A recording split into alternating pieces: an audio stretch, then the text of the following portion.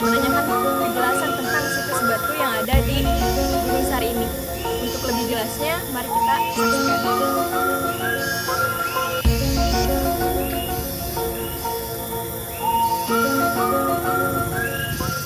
Assalamualaikum warahmatullahi wabarakatuh, Pak Haji. Waalaikumsalam warahmatullahi wabarakatuh. Terkait situs batu ini ya Pak Haji, saya mendengar dan sudah ada yang mengkaji juga tentang situs batu yang ada di Gunung Sari ini. Nah, dari pihak Pak Haji sendiri, bagaimana penjelasannya Pak? Bismillahirrahmanirrahim. La haula wala quwata illa billahil aliyyil azim. Allahumma shalli ala sayyidina Muhammad wa ala ali sayyidina Muhammad. Pada suatu hari pada musim hujan,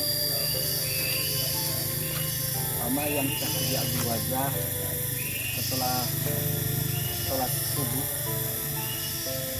berpamitan kepada keluarga dan para santrinya untuk berziarah ke Pamijahan dan ke Panjalahan.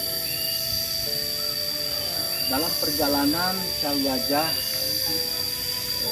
ke Pamijahan dan Panjalahan melewati sungai yang bernama Sungai Citanduy. Sungai Citanduy. Dalam perjalanan tersebut menuju ke Pamijahan dan Panjalahan, Haji Abdul Wajah mampir terlebih dahulu di makam Baganjing, yaitu kakek buyut beliau yang bernama Raden Wirawangsa dan Raden Anggadipa. Setelah selesai berziarah dari makam Baganjing, melanjutkan ke makam Pamijahan, yaitu menemui neneknya, yaitu yang Raden Hajeng Tanganjia, dan kepada gurunya yaitu Waliullah Kepada dan melanjutkan kembali ke Panjalahan. Lalu setelah dari Panjalahan? Dan setelah dari Panjalahan, dari waktu itu di Panjalahan terjadi hujan yang sangat besar. Di Panjalahan setelah berziarah kepada orang tuanya, yaitu Syekh Khotib Wahid dan Dimas Kudrot, terjadi hujan yang sangat deras. Angin pun terasa besar, dan beliau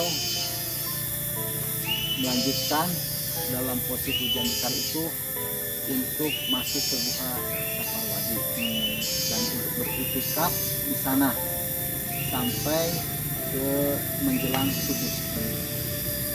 Setelah subuh, beliau menjadi imam dalam sholat subuh di Gua Saparwadi Pamijahan. Setelah selesai sholat, beliau berpamitan kepada santri-santri dan para ulama di dalam Masjid Gua Saparwadi Pamijahan untuk pamitan pulang menuju Gunung Sari Timbanegara. Dalam perjalanan pulang, beliau sekitar waktu duha, dan beliau nyampe ke Sungai Citanduy dalam posisi banjir bandang. Jadi air sungai tersebut dalam keadaan penuh Akibat hujan besar tadi. Akibat hujan besar tadi, gitu kan. Wajah melaksanakan sholat duha di samping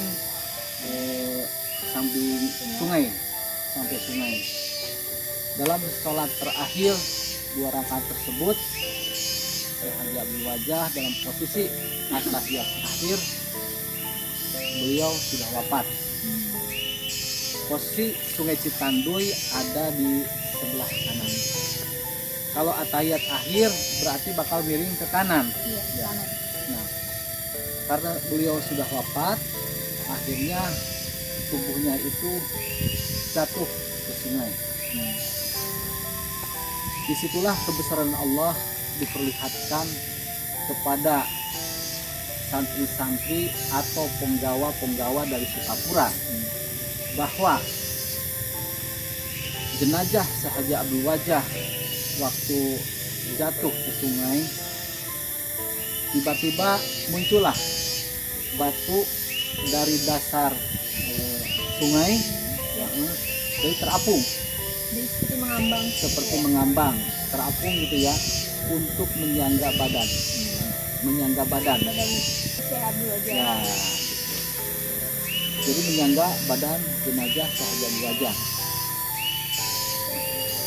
Setelah itu posisi beliau dalam seperti orang tidur, kayak seperti orang lelap. Begitu nikmatnya dia seperti tidur padahal sudah wafat. Setelah itu datanglah para santri dan penggawa-penggawa utusan dari Sukapura dan santri sekitar Mangunjaya, datanglah ke wilayah atau disebutkan Sungai Wanarame, daerah Cikanduy, untuk mengangkat jenazah Syekh Haji Abdul Wajah. Pada saat itu dari para santri, dari para penggawa mengangkat jenazah Syekh Haji Abdul Wajah terasa berat dan sehingga tidak terangkat. Datanglah suanten atau suara mengatakan bahwa Syekh Haji Abdul Wajah itu milik orang Galuh. Maka pengangkatan jenazah itu dilepaskan kembali karena mendengar suara atau suanten tersebut yang tadi.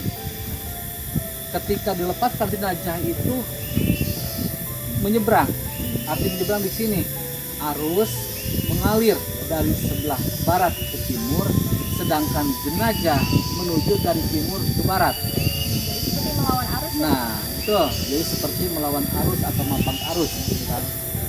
Setelah itu baru nyebranglah berbelok ke utara ya, utara, dari selatan ke utara ke bibir sungai gitu ya, seperti. Nah, di sana juga udah tahu bahwa Syekh Haji Abdul Wajah itu sudah wafat. Nah, sehingga para penggawa Raden Adipati Kusumadiningrat dan santri Galuh juga udah nyampe ke sana, gitu. Udah nyampe ke Sungai Cikanduy, sehingga satu orang pun alhamdulillah jenazah tersebut bisa terangkat, malah enteng seperti kapas. Setelah diangkatnya jenazah Syekh Abdul Wajah oleh para santri dan para penggawa dari Galuh Imban Negara,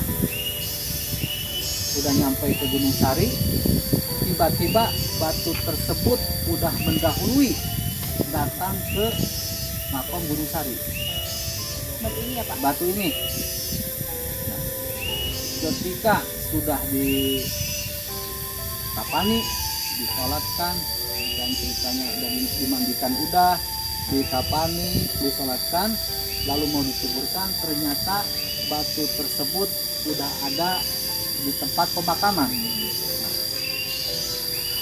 disitulah batu tersebut dijadikan petunjuk bahwa makam Syekh Haji Abdul Wajah layaknya berdampingan dengan batu tersebut. Asalnya batu tersebut ada di sebelah sana, samping makam Syekh Abdul Wajah. Berdasarkan renovasi pembakaran situs, jadi batu ini membesar, jadi dialihkan ke sebelah selatan di dekat pintu masuk. Itu yang saya dapatkan informasi dari kakek buyut saya, dari rundayan sampai informasi itu nyampe ke saya, dan dari kesepuhan Gunung Sari Abah Mahmud juga menyatakan demikian. Maka saya menarik kesimpulan bahwa batu tersebut benar-benar peninggalan Syekh Haji Abdul Wajah yang diceritakan dari orang tua, kakek buyut, dan sepuh sini. ternyata memang menarik sekali ya cerita di balik dari situs batu ini. Nah, tadi juga sempat disinggung terkait karomah-karomahnya ya, Pak. Nah, saya ingin tahu lebih lanjut nih, Pak, apa saja sih karomah-karomah menurut Pak Haji Gun-Gun? 3 karomah yang diperlihatkan kepada publik saat mengangkat jenazah. Yang pertama, batu dari dasar sungai bisa mengambang, Iya, Pak. Ya. Mengapung ya? mengapung, bisa mengambang sehingga sebagai penyangga jenazah. Yang kedua, bisa melawan arus. Kekuatan arus yang sangat besar pada saat banjir bandang, air mengalir dari barat ke timur, sedangkan jenazah dari timur ke barat. Jadi mapak atau melawan arus. Nah, terus yang ketiga, batu yang tempat penyangga jenazah tadi lebih dulu datangnya ke pemakaman Gunung Sari dibanding jenazah. Jadi itu 3 fakta karomah yang diberikan Allah kepada Syekh Haji Abdul Wajah. Ternyata luar biasa sekali ya karomahnya. Itu tadi sudah disebutkan ada 3 karomah. Yang pertama, batunya ini bisa mengambang dan menyangga si jenazah si Abdul Wajah. Lalu juga batunya ini dapat melawan arus untuk menyangga jenazah si Haji Abdul Wajah itu sendiri tadi melawan arus. Yang ketiga adalah batunya bisa sampai duluan gitu di situs pemakaman ini ya, Pak. Dijadikan suatu petunjuk. Ada lagi dikarenakan dalam wasilahnya Syekh Haji Abdul Wajah dalam kehidupannya sebagai penasehat dan penyangga dalam pemerintahan Raden Adipati Kusuma III, maka Allah berikan penyanggaan dalam wafatnya gantinya, yaitu oleh bidang batu. Beliau sebagai penyangga kehidupan keulamaan untuk penasehat, sekarang diganti sama Allah sebagai disangga biar nggak kebawa arus. Oke, paham. Semua penasaran saya terkait dengan situs batu ini sudah terjawab oleh Pak Haji Gun-Gun. Terima kasih sekali lagi untuk kesekian kalinya karena sudah menjawab semua pertanyaan yang saya ajukan. Terima kasih, Pak. Assalamualaikum warahmatullahi wabarakatuh. Waalaikumsalam warahmatullahi wabarakatuh.